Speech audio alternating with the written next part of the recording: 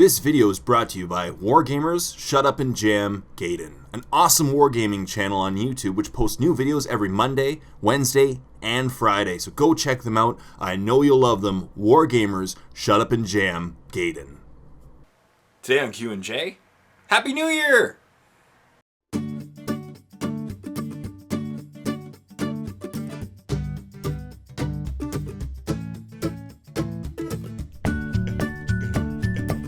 Q and J. Hey everyone, welcome back to another episode of Q&J. As always, my name is Jay. I told you I'd be back in 2 weeks, and it's been 2 weeks, so might as well put up the next one. Once again, this week's episode is brought to you by a really cool YouTube channel, Wargamers, Shut Up and Jam, Gaiden. They're a great YouTube channel focusing primarily on privateer press. So War Machine and Hordes, they have new videos every Monday, Wednesday, and Friday. Please go check them out. Give them some love. They deserve it. They do some great unboxings, and they actually really focus well on the hobby as well as the game from a new person's perspective. So if you're thinking of going into War Machine or Hordes, check out their channel. I think you'll really love it. So it's Wargamers, Shut Up and Jam, Gaiden. Good stuff. So let's start off with this week's questions and just go through them. There's a bunch, so it'll take some time, and we'll all be happy. So first of all, the first comment is by Rotofury. Where can you get the audiobooks? I think online for 40K. I'm pretty sure you can get them online, like probably through the Apple Store is my guess. Probably, I could be wrong. I primarily listen to audiobooks myself because I am dyslexic and because I tend to enjoy them, so I get more sucked into the world of storytelling easier. And also, I think they're available at stores. I could be wrong. I think like GW sell them, if I'm not mistaken. Let's look it up quickly. Why not on my phone? Should be under the iTunes? No. iBook store is my guess.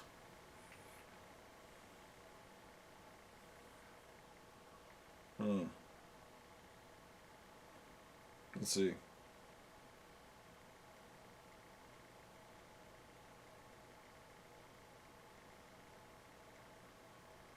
All right, let's Google it. Why not? Let's get to the answer while we're here. I should have pre-looked up the questions. Warhammer.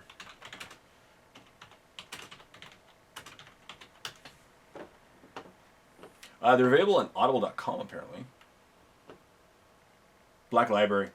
There we go. Black Library. So that's where you want to go, the blacklibrary.com. Oh, sorry, it's blacklibrary.com. www.blacklibrary.com. That's where to find them. And all the audiobooks are through there. So that's where a good place to go check them out. But I thank you very much for your comment. And yeah, that's really good. And also, Wargamers Shut Up and Jam Gaiden just chimed in and said, I know at my local GW they sell them in store. It's probably something you can buy online too. So that's where you go. So they sell them in stores on GWs, and you can also get them from Black Library. Mark Keller says, howdy Jay. Howdy, how's it going, Mark Keller? A while ago I painted up an orc for him. Mark Keller's a good guy. He likes people. Howdy, Jay. Long time no see. Still rocking the weird boy that I painted for him. They did, and I made a mount, so I have him displayed in my work truck. Excellent. That's really cool. I'm glad you really like it. I had fun painting it up. I just recently got into Infinity with the US Ariana box. Yeah, it was a really cool 2-player set. Hope you get into Infinity soon. Maybe one day. I just have no one to play with, unfortunately, at the moment here. I'm in love with the models. Paintstorm. Yeah, they're really nice. Really nice models. Some of the older models are a little annoying to paint because they are true scale and they fall apart easily, but they're really cool. And they're metal. I'm having troubles playing 40K. Aside from playing with my friends, I find that the meta in my area is just getting ridiculous. Yeah. Just mainly wanted your opinion on the backlash from people when you want to take a break from a particular game. I get a lot of old cryberry comments. Has this ever happened to you? Not really. I've never taken a break from 40K. I've taken a kind of break from War Machine and Hordes just because of the timing, and I don't have a chance to play against people. I personally don't see it. I do see some people. I have seen people accuse people of being cryberries. That makes sense. Crybabies, but a little bit. It's never really happened to me. Or am I just showing bad sportsmanship for wanting to stop and play for a while? Not at all. I don't think you are either. I really don't think you're crazy, and I bet some people do it. I do feel that people are quickly to point fingers as GW haters. That's true. Just like GW haters are easy to point fingers at GW.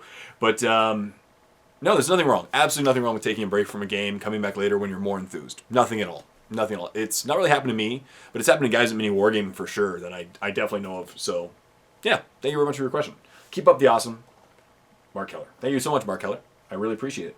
Wargamer Shut Up and Jam Gaiden says, thanks for the amazing plug. No problem. You guys are a great channel, and I want to hype you guys as much as possible. Favorite holiday movie? Die Hard, Scrooge. I keep forgetting about Die Hard. Die Hard, people argue whether or not it's a Christmas movie, because obviously it happens at Christmas time. So the question is it a Christmas movie, or does it just happen at Christmas time? You guys can debate on that. And girls. Scrooge, my favorite. I just bought Ernest Saves Christmas. It's one of my favorite movies ever as well. National Lampoon's Christmas Vacation, another great movie. I have to watch them every year, or it's not really Christmas time for me. I agree. It's easy to hate on GW for some of their business moves, but I also think that they still have the best model kits. I agree. Not necessarily individual sculpts, but multiple kits for sure.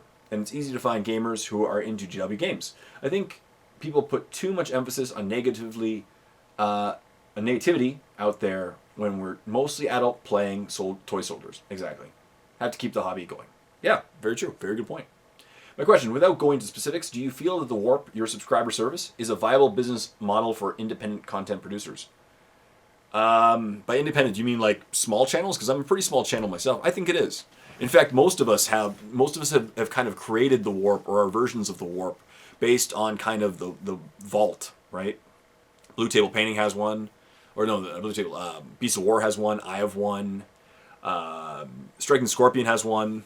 A lot of the channels are starting to have them now. So I think they are a viable option, providing that you can get enough content in there. The key is content, because it's really hard to get people to pay for something that they can get for free elsewhere. That's hard. But, yeah, I think it is.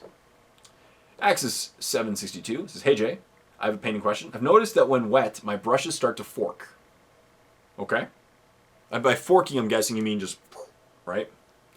Is it because I'm thinning my paints too much and painting is getting into the heel of the brush? Potentially. The ferrule? It is potential. Once you start getting paint dried in the ferrule of the brush, it can result in what you would call forking. It's because, yeah, it basically stops the brush, that one brush hair in a certain position. So it's potential. It might be also the way you load your brushes. That's actually one of the things. It could be the thinness of your brush. You could be thinning down too much, but it could also be the way you load them. Do you load from a palette? Do you load from a paint pot? If you load from a paint pot, you really do run the risk of getting paint stuck right in the ferrule. The ferrule of the brush is the metal part where it attaches to the hairs. So, but potentially. This could be why it takes me so long to paint one mini. In your recent Painting with Jay, you painted 10 minis to my one Assault Marine. Yeah, I didn't finish them though, but yeah, I paint pretty fast. Also, just ordered an airbrush tonight. Excellent. That's awesome. I love airbrushes. And I'm super excited to start and watch your Airbrush 101s. Thank you. It was great being able to participate in your live show, and I can't wait for the next one. Yeah, the next one will probably be... might even do it tomorrow night, but I'm thinking it'll probably be New Year's Day. I might do a New Year's Day live show, I'm thinking. My favorite Christmas movie? A Christmas Story. That's a great one, too.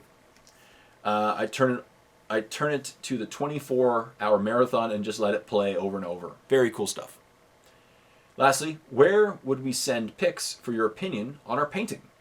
Anyway, thanks for doing what you do, and someday I hope to get over there and play a game with you. That would be awesome, Axis. You could send pictures to my email address, would probably be the easiest. j@jadedproductions.com. That'd be the easiest. I'd gladly talk about them, for sure. Daniel Jefferson says, thank you as always for your advice and guidance. I decided to go with Night Lords. Excellent. I love Night Lords. They are just a fun, really cool army. They are really cool. I really like them. Decided to go horse. As you mentioned, how would you paint lightning effects on armor?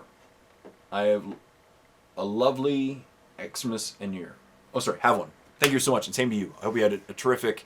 I hope you all have had a terrific holiday season and a happy New Year. Obviously, I very much wish that upon everyone. How would I paint lightning effects? The key is you need a very thin brush, obviously, and you work your way. So you'd go with a dark color first. Definitely start with a dark color is what I do. I like to thin down, obviously, my paints using some Lamy and medium. Get nice and thin. Especially when you're doing freehand, you want to have nice thin paints to work with because otherwise it'll just show the strokes as you go. A nice sharp brush. Doesn't have to be a 00, but it has to be a nice sharp brush. And you essentially just start with a zigzag pattern and work your way towards the spider web of how extreme you want it to be, right? I always start with the foundation, which is like the zigzag pattern, and then I work my way with branches off in certain directions, depending on how complex you want the lighting to be. Once you're happy with that, then you go with a lighter color. And what I like to do is try to go in the very center of it to be the more live lighting. And that's a quick way of, I think I got a miniature painting 101 on lightning. I could be wrong, but I'm pretty sure I have one on lightning, a miniature painting 101 lightning. I think that'd be the way to check it out. But you can easily apply that to your Night Lords. So thank you very much, Daniel Jefferson. I really hope you have a great Merry Christmas and a Happy New Year as well. Perils of the Wallet says, Jay, if you're considering 30K, you got to jump on eBay. There are some ridiculous deals out there with the Betrayal of Kelth. I agree. That will easily set it up. Is the same thing happened with all the starter sets. Once the people put them on eBay, some great prices are found. Jay, he also said, they said, Jay, ever done a canopy painting tutorial? No, I should. I know some folks like to leave a model canopus clear to be able to see the cockpit interiors and pilots. But some people like to paint the glare on the canopy windshield. I should do that. Probably with an airbrush, I think would be the funnest way to do it. We'll see. I'll think about that. Thank you very much. But thank you very much for the suggestion, Perils of the Wallet. I'll definitely put that in my list of things that I should consider for future miniature painting 101s or airbrush 101s. Eric's Coins says, hi, Jay. Hi, Eric's Coins. If you would make a Warhammer Fantasy 8th, 9th, or AOS, I'd subscribe for sure. I really like your own shows, like Painting with Jay and Q&J show, but I'm not into 40K. No problem. And I respect that. You know, feel free to subscribe to my normal channel. You know, if you get stuff out of that, and I know I really should. Eventually, I'd like to branch out. But right now, I can barely cover enough games of 40K. One day when I should cover enough 40K, like 2 a week, I'm gonna very much wanting to branch out, and I'm hoping by then. To be honest, I'm kind of intentionally staying on the fence regarding fantasy and AOS. Right, Age of Sigmar, because I want to see where it goes first. I really do. Knowing me, I will dedicate myself many hours to painting an army, to purchasing an army, to putting it together, to learning the army, to learning the game. And I really want to see where Age of Sigmar goes beforehand. I love watching you, though, and hope you all the best. Thanks, Jay. Eric. Thank you very much, Eric's Coins. I really appreciate your comment. Jesper Larson says, hi, Jay. Thanks for answering my question last time. Merry Christmas to you and yours. Thank you very much. I have some fluffy lists I would like to hear your take on. What is the best way to do this? Send me an email at jadedproductions.com for sure, and I'll get back to you as soon as I can. I'm thinking of making Dust Raiders or Luna Wolves Legion. Awesome. Any ideas for minis and paints? Not really. Well, Dust Raiders. Let me see here for a second. If I'm thinking correctly. Dusk Raiders are obviously Space Marines. You'd have to go with parts either from Forge World to get the look that you want for the Dusk Raiders, or there's another one. I believe Chapter House Studios might have the parts to make them look like the way you want them to look too. You might be able to find pieces there for your Dusk Raiders, because that helmet is very knightly. I'm pretty sure if I'm remembering the correct one. Let me see, Dusk Raiders. So I'm actually typing it right now. Yeah, it's the one I was thinking of. You need the other option. You could just take. I wouldn't recommend taking heads from. You could take heads if you're really desperate. Take the heads off Grey Knights because they have that knightly face to it. What you want is slightly different. I would recommend checking out either Forge World or independent studios like Chapter House Studios. I'm pretty sure they might have the kits for you. And then for color schemes, you'd go pretty close to to Space Wolves. For me, the Dusk Raiders are like the gray and the red. So the reds, you could just go, the normal reds: Mephiston red, Evil Sun Scarlet, Wild Rider red, maybe Blood Letter. And then for the grays, I would go using maybe adding a little more blue to the Space Wolves. The Space Wolves color triads, kind of like the Fang. That's another option. So that's what I'd recommend probably for them. You can go with whatever kind of shade you like, but the ones I like most for Dusk Raiders are the ones with the bluish gray, similar to almost the Space Wolves, the darker half of the Space Wolves grays. So that's what I recommend. And then Luna. Yeah. Luna Wolves are cool. Let me just look them up to double check. Because I always double check before I look up Yeah, Luna Wolves are the same look, right? They have that, the pre-heresy, you know, that's what I'm saying. Yeah, the Luna Wolves. For them, that's pretty much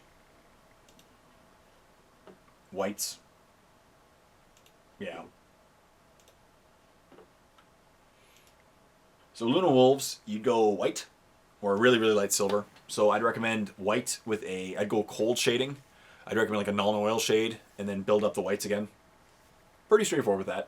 The pieces, once again, I'd recommend like Forge World if possible. I know it really sucks to get the prices, or independent studios. People, if you know a studio that has the really knightly face to it, leave comments in the comment section down below. Together we'll all help Jesper Larson. House of Geek says, hey Jay, Merry Christmas. Merry Christmas to you. House of Geek, my question is, what's your opinion on competitive play versus fluffy play? Both are good. Whatever you want to do. Whatever you want to do. That's the beauty of miniature wargaming, is whatever you want to play, whatever you want to do, you can do it. I personally play more fluffy. For most of my games, I play more like less competitive lists. But you know what? There's a lot of fun in competitive play. People like to obsess about all the aspects of the game and what they could possibly face and bring this. And you know, it's great too. You know what? Competitive play is what drives. To me, competitive play is what actually drives the game and creates a lot of the rule debates that lead to more knowledge. It's people who are obsessed with the rules and then have to debate about them, and then they debate about them, and eventually an answer is resolved, and that's awesome. The fluffy players, we just play for fun, and we have a great time as well. So it depends on whatever you want to do. You know what? The fluffy players, you don't have to win to have fun usually. Competitive players, a lot of the time you have to win, or at least, you know, have a good competitive game. But both are awesome, you know? Nothing wrong with either of them. For example, I went to my local gaming club and saw a stunning Tyranid force all converted to look like the Xenomorphs. That's awesome! From Alien, yep. Alien films versus a competitive Tau force, and it really disheartened me to see such a thing. It's just me? No. Tau are hard. One of my favorite Tyranid lists of all time was a guy named Gary, who lived in, I think, St. Catharines.